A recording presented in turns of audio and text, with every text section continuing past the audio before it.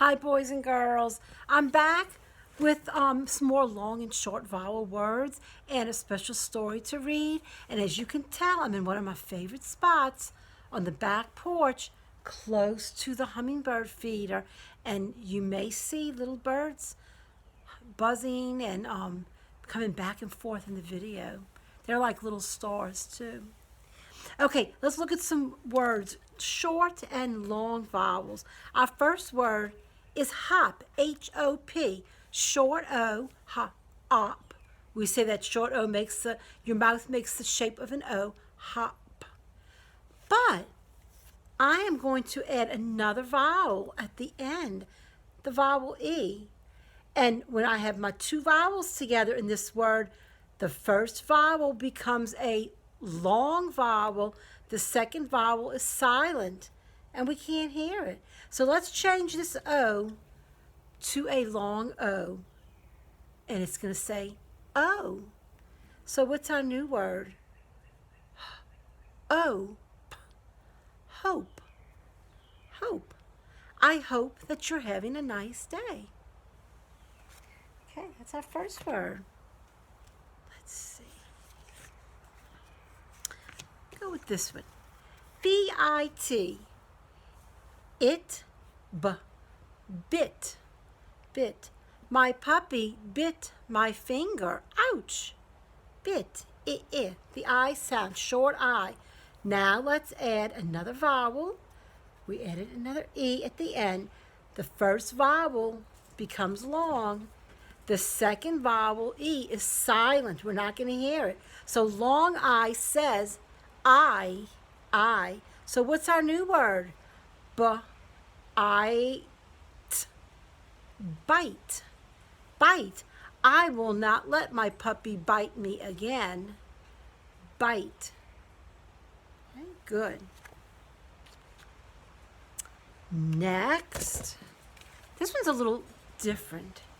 First, we have a word that we know, pan, that mom and dad might cook in. Pan. Now let's change it. Let's add an E at the end. We have our two vowels. The first vowel becomes long. We're going to have long A, silent E. So long A says A. Our new word is pain. Pain. Now this isn't like pain when you're hurt. This word spells a window pane, like a glass window pane. Okay, that's how we spell that. Part of a window. So the window pane is dirty and I will clean it. Okay, put a little spray and paper towel and wipe it. Okay. Next. C-U-B. Cub. Cub is a baby bear. Cub. Now, we're going to add the second vowel, E. The first vowel becomes long, and it's going to say what? Good, you. Long U says you. E is silent. And normally when we write this on the board, remember how we put an X on the silent letter? That means you can't hear it. Okay? So our new word is cube. Cube. A cube is a shape. It's a box shape. Cube. You could play with blocks that are cube shaped. Next, I like this one. N-O-T. Ot is the ending. Ot. Put an N. Not. Not. I am not going to fuss. Now let's add the E. The first vowel, O, becomes a long O, so it's going to say O. The second vowel, E, is silent. So we have N, long O-T. N-O-T. Note. Like a musical note. If you play the piano or the guitar, and you read the notes on your paper. Note. Or it could be a note that you write to someone, like a little letter could be a note. I write a lot of notes. Next, we know this word from our reading groups. Rod, like a fishing rod. Now I'm adding another vowel. The first vowel, O, will be long. It'll say O. The E is silent. Road. I rode on the horse when I was 8 years old. Rode. Next. P-I-N. In, that's already a word, but we make another word when we add P. Pin. Could be something sharp that maybe your pant leg, the hem falls out, so mom has to pin the leg, or you put a pin into something to hang it on the wall. There's different types of pins. So we have pin. Now we're going to add the second vowel. The first vowel becomes long, and long I says I. The second vowel silent. What's that new word? Pine, like a pine tree. I have 10 pine trees in my yard. It's a type of tree. And it's the tree that makes pine cones that fall on the ground in the fall. Pine. Okay. We have the word rob. If someone robs the store, they're going to get in a lot of trouble because that's wrong. That's the wrong thing to do. So we have rob with a short O. Now we add the second vowel. The first vowel becomes long, and it's going to say O. The second vowel is silent.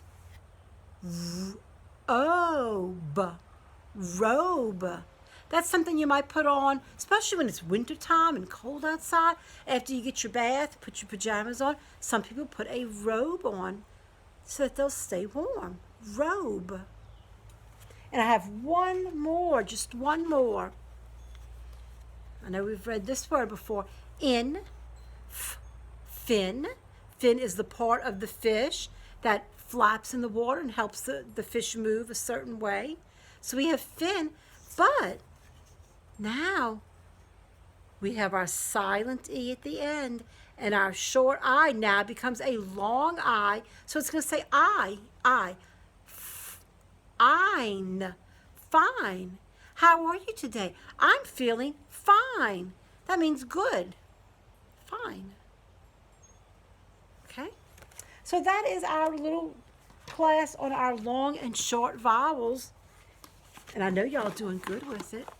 We've been talking about vowels a lot. Now I have a story I want to read. I'm going to push this back a little bit because this book is very different. Most books open to the side and you turn the pages this way. This book opens to the top.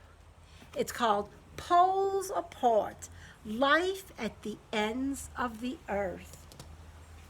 Whoa, by Dr. Mark Norman. So a doctor wrote this book for us, and there are photographs to show us the pictures. Okay. Poles apart. Okay. First, we start with the North Pole. Polar bears and penguins don't live together. In the wild, they would never even meet. Polar bears live in the Arctic at the top of the world, the North Pole. While most penguins live in or near Antarctica at the bottom of the world, called the South Pole. The Arctic and Antarctic are similar places at opposite ends of the earth. They are both very cold with lots of snow and ice. Winters are dark, and in summer, the sun shines 24 hours a day. So dark in the winter, but sunny the whole day and night when it is summertime. Oh, could you imagine that here? Never having the moon come out in the summer and the sun always be in the sky. The Arctic is an ocean surrounded by land. If you stand at the North Pole at the very top of the earth, you would be on frozen sea ice over deep water. The seafloor would be 2.5 miles below you. Antarctica is land about the same size as North America and is surrounded by the sea. It is covered by a fat layer of ice known as the ice cap. If you stand at the South Pole at the bottom of the earth, you would have to dig through almost 2 miles of ice before you reach solid rock. Let's see. Top picture and our bottom picture. South Pole. North is at the top, south at the bottom. Many plants live in the Arctic. They need to be small, tough plants that can survive being squashed under heavy snow each winter. In summer, the ice melts and the plants bloom. These plants form a region known as tundra. The snow hare is one of the many animals that feed on the plants of the tundra. So here we have this pretty white bunny, and that's where he lives, in the North Pole. Eats the plants. It is so cold and dry in Antarctica that very few plants can survive here. There is not a single tree in all of Antarctica. The nearest tree is over 600 miles away. The only plants that can survive here are mosses and tough lichen. Only tiny mites can feed on these plants. So this is mostly like ground cover. It's kind of like a grass that grows.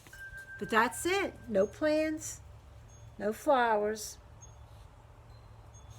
Okay, I'm going to say one more page, and then we'll work on this again later too. The Arctic is connected to North America and Russia, so many insects arrive overland every summer. Other insects have eggs or cocoons that can survive through the winter. In summer, the tundra is buzzing with butterflies, moths, beetles, dragonflies, and swarms of mosquitoes. Only a few tough bugs can survive in Antarctica. There is not much to eat on land, and they can't fly anywhere to escape the winter. Some of the flies on Antarctic islands have even given up flying and lost their wings. They are called walks. And that's one right there. Because they don't fly, they just walk around. They lost their wings, they didn't need them.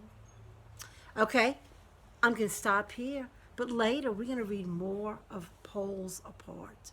It's a long book. Okay. Boys and girls, I hope you're having a nice day. And I will see you again soon. Bye.